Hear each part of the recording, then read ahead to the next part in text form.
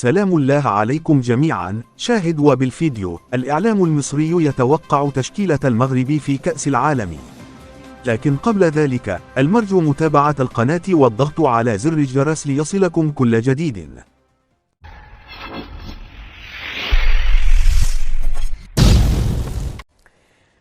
المنتخب حبيب الكل، المنتخب المغربي، إعلان قائمة كأس العالم اللي كانت منتظرة لأسباب كتير، كان أهمها هل حمد الله موجود في القائمة ولا مش موجود؟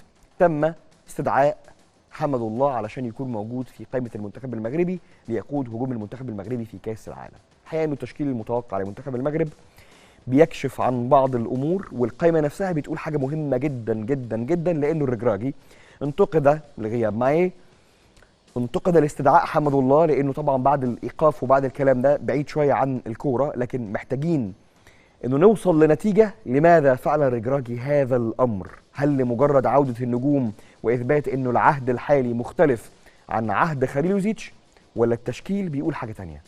ممكن نبص مع بعض. غالبا ده التشكيل المتوقع للمغرب في المونديال: ياسين بونو، اشرف حكيمي، نايف اكرد، رومان سايس، نصير مزراوي، املاح وامرابط واوناحي في نص الملعب، زياش، عبد الرزاق حمد الله، وسفيان بوفال في خط الهجوم. التشكيل ده بيقول ايه؟ التشكيل ده بيقول ان انت عندك قوه هجوميه جباره موجوده على الطرفين، مزراوي واشرف حكيمي، لواحد موسيقار في نص الملعب زي سفيان امرابط، بوفال، حكيم زياش، حمد الله. ايوه، اللي هو معناه ايه؟ معناه ان منتخب المغرب غير مؤهل انه يدافع، غير مؤهل انه يقبل اللعب. انت اسلحتك الهجوميه جباره، والقوه الدفاعيه اللي موجوده عندك ابدا مش زي القوه الهجوميه، مستحيل.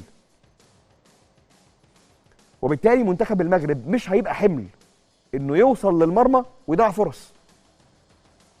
لما تلاعب منتخبات تقيله انت عايز اللي يخلص، وهنا يكمن سبب وجود حمد الله.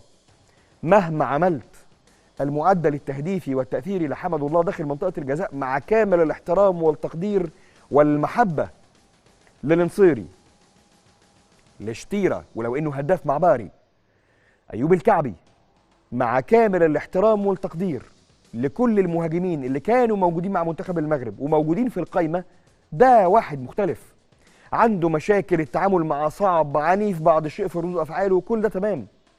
لكن حمد الله قيمه ثابته لهجوم منتخب المغرب. النصيري يبدا ده موضوع تاني، لكن في الاستعانه بحمد الله الراجل عارف من اين تؤكل الكتف داخل منطقه الجزاء.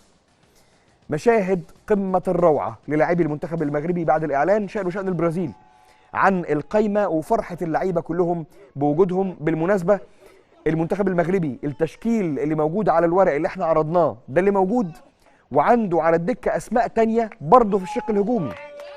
عنده أسماء كبيرة زي الزلزولي مثلا على الجناح، عنده واحد عظيم جدا جدا جدا موجود مع المنتخب زي امين حارس المتالق مع مارسيليا.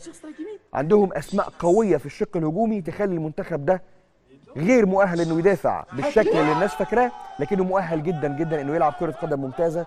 ودي رد فعل جميع اللعيبه اللي تم استدعائها للمنتخب المغربي.